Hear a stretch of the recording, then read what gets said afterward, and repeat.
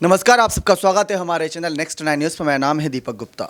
शिवसेना की लड़ाई यानी शिवसेना चुनाव चिन्ह को लेकर जो लड़ाई शिंदे और उद्धव गुट के बीच हो रही है, उस बीच कपिल सिब्बल का बहुत बड़ा कह सकते हैं एक अलग ही रूप देखने को मिला है। और साथ ही साथ यहाँ पर कपिल सिब्बल का गुस्सा फूटता नजर आ रहा है कोर्ट के फैसले और चुनाव आयोग के फैसले को लेकर, क्योंकि जब चुनाव चिन्ह को फ्रीज किया गया तो यहाँ पर कम से कम पूछना चाहिए था या जानकारी देनी चाहिए थी उनको। तमाम मीडिया के माध्यम से पता चले कि यहाँ पर चुनाव चिन्ह को फ्रीज कर दिया गया और कोई जानकारी, कोई यहाँ पर दलीलें रखने का मौका ही नहीं दिया गया कपिल सिब्बल। अब ऐसा वो कहते नजर आए कि ऐसा इतिहास में पहली बार हुआ जब पार्टी से बिना पूछे उसका चुनाव चिन्ह फ्रीज कर दिया गया।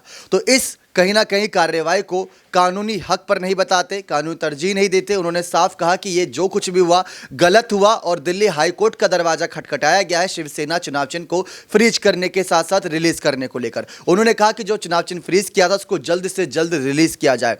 आपको बता दें कि आज 15 तारीख है और आज एक बड़ी कार्रवाई होनी थी और वो कार्रवाई हुई भी। शिवसेना मामले को लेकर कपिल सिब्बल ने जो बातें कही वो हकीकत है, और जिस तरीके से कपिल सिब्बल ने कहा कि धोखा दिया है और यहाँ पर ये बातें करते नजर आए कि बिना पूछे यहाँ पर चुनाव चिन्ह फ्रीज कर देना, यहाँ पर कोई ये एक कह सकते कानूनी तौर पर बात नहीं हुई।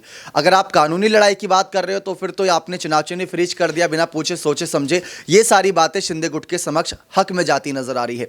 कपिल सिब्बल ने जो दलीलें दी आपको यहाँ पर गौर से पढ़ाते हैं। शिवसेना चुनाव चिन्ह को लेकर जो लड़ाई जारी है, यहां पर आप देख सकते हैं दिल्ली हाईकोर्ट ने शिवसेना के नाम और चुनाव चिन्ह पर रोक लगाने के खिलाफ दायर याचिका खारिज करने वाले एकल न्यायाधीश के फैसले को चुनौती देने वाली उद्धव ठाकरे की याचिका पर आदेश सुरक्षित रख लिया है। पहले उसी याचिका को खारिज किया गया, अब उसको सुरक्षित रख लिया गया। उद्धव ठाकरे की तरफ से पेश हुए वकील कपिल सिब्बल ने कहा कि चुनाव आयोग ने हमारा पक्ष सुने बिना ही हमारी पार्टी का सिंबल सील कर दिया। आज तक इतिहास में पहले कभी ऐसा नहीं हुआ। उद्धव ठाकरे की तरफ से वकील कपिल सिब्बल ने कहा कि हाईकोर्ट की सिंगल बेंच ने अपने फैसले में कहा था कि प्रारंभिक आपत्ति नहीं सुनी जा सकती। हम हाईकोर्ट की इस टिप्पणी पर स्पष्टीकरण करना चाहते हैं, अदालत ऐसा कह सकती है। कपिल सिब्बल ने कहा कि चुनाव आयोग के सामने भी इस पर आपत्ति उठाई थी। सुप्रीम कोर्ट में यह मामला लंबित है। उनका कहना है कि दो दल हैं लेकिन कोई गुट नहीं है। गौर करने वाली बात यह कि दो दल हैं लेकिन कोई गुट नहीं है।